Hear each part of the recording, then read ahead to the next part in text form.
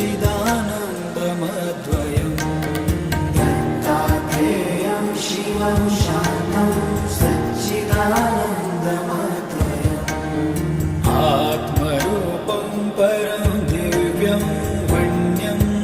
उपास्महे आत्मरूपं परं दिव्यं वन्यम् उपास्महे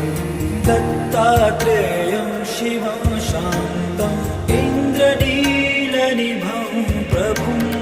दत्तात्रेयं शिवं